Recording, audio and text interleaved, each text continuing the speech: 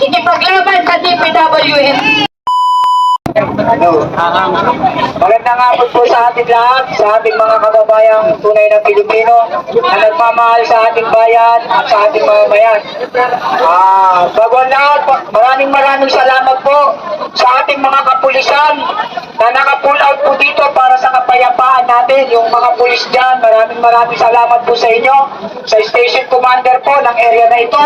Maraming salamat po at nandyan po kayo para to maintain the peace and order dito sa kaganapan na ito. Nandito po kami lahat sa isang layunin. Layunin ng pagkakaisa at layunin ng pagmamahalan at kapayapaan sa ating bansa. Kami po ay nagkaroon ng People Assembly para po magkaroon ng pagkakaisa ang mamamayang Pilipino. Kami po ay nananawagan sa kasalukuyang administrasyon, Pangulong BBM, na sana naman po ay tigilan na po namin ang pamumulitika at pagtunan po natin ang pansin ang tunay na issue ng ating bansa, ang tunay na problema ng ating mamamayan at ang mga usapin na dapat na magkaroon ng solusyon.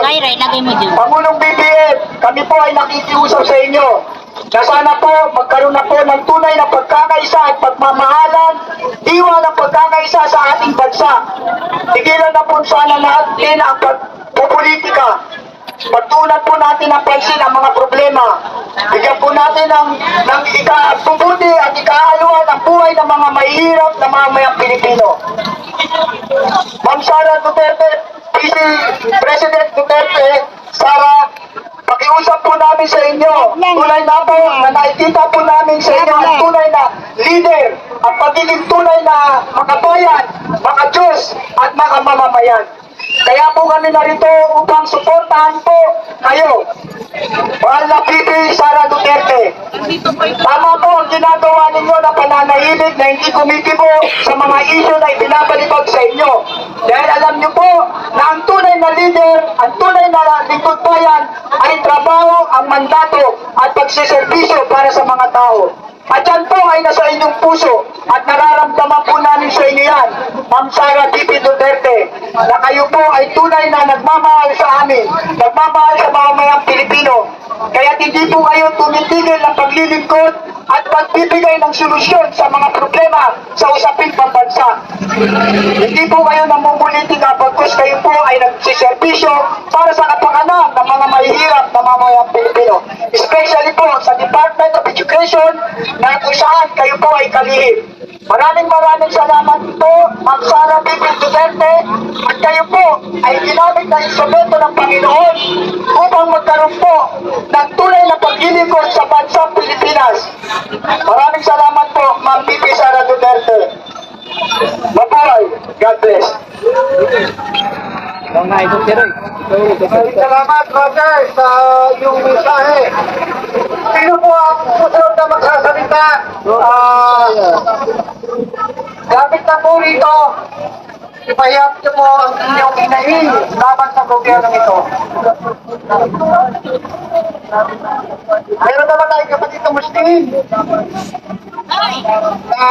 Gusto magsalita? Huwag po kayo mahiya. Ito na po yung time natin na dapat ihayap natin ang ating salawabing laban sa gobyerno.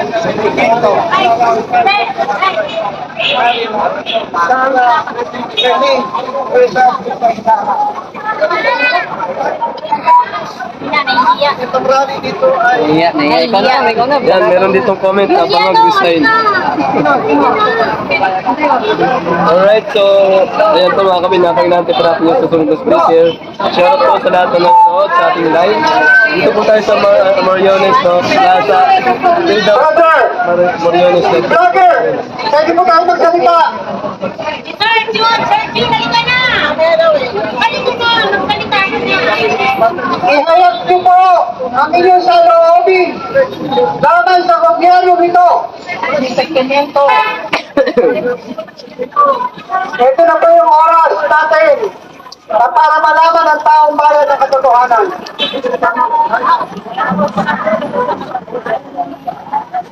Yung brother, Ano ba ang Bisaya? you have the right to speak Ayan, paulaw! Huwag po tayo mahiya. Ay, ikaw po. Apo, nasa pundo po. Okay na ba? Sino? Ano po ang pangalan?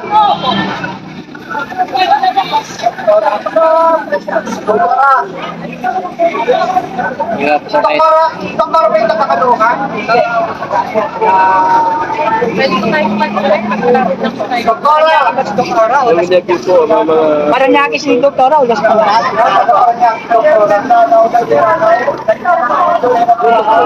Kaya nyo ako magsalita dyan. Para mahal na ng mga sunod ngayon, Doktora. Dapat po kailangan ng ihayag. Ano ba yung difference ng panahon ni Tatay Digong?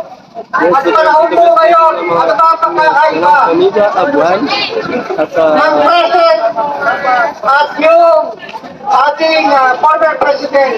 Amen. Tatay Digong, ang legend.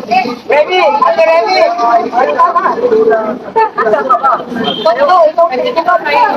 Oh, yung taga-tunto. Medyo naiiyak Mga sila. kapatid natin taga-tunto. Pasasalamat ka lang. Tayo mga tunto. Lugar ng mga bayani. Yes. May ikot po yung mga... Amin ang tunto.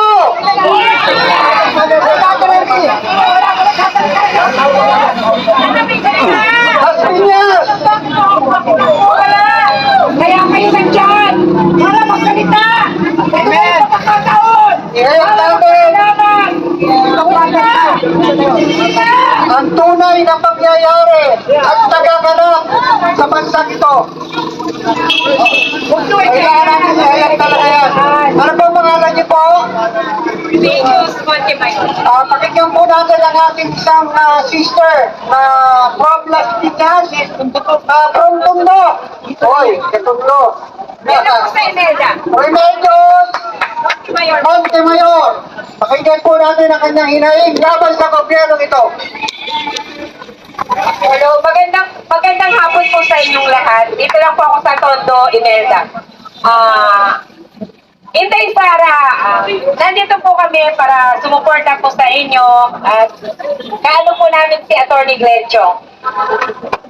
Umaasa po ako sa inyo na pag kayo po ang nanalo ng Presidente 2020, sana po tuloy-tuloy po ang pag-unlad ng bansa po natin. Ang masasabi ko lang po kay Bongbong Marcos, talagang pinaglaban ko po talaga siya dito sa dito sa namin, sa building sa may general building po kasi may konting business po ako dyan sa building na yan. Talagang kinampanya ko po siya dito sa Tondo hanggang Divisoria po. Pero po nung nalaman ko na na-appoint po si DOJ Secretary Remulla at si Don Gonzales, sobrang dismayado po ako. Kaya nung na-appoint po talaga, ayoko na sa kanya. Kaya kailangan po natin talagang mailuklok si Inday Sara po sa darating na eleksyon sa 2028. Alam niyo po kung anong karanasan ko kay DOJ Secretary Remulla? Dahil po ang lupa namin na national, sinamahan po siya ng National Government Project ng DPWH. Namatay po ang aking magulang sa pakikipaglaban sa DPWH sa karapatan po natin. Alam niyo po ba na pinuntahan po sa DCRH si DOJ Remulla? Simpleng batas lang po na expropriation case.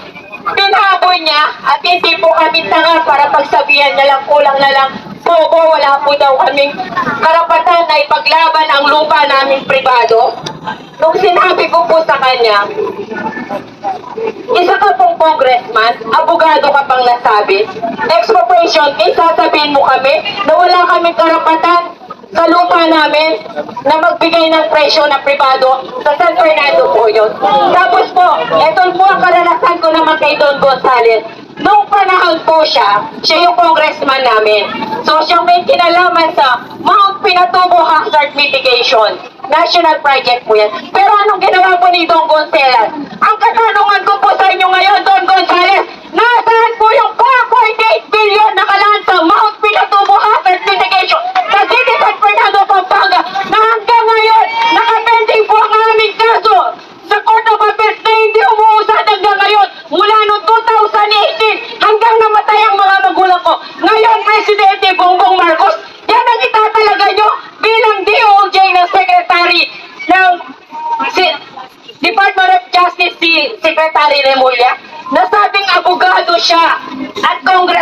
pa.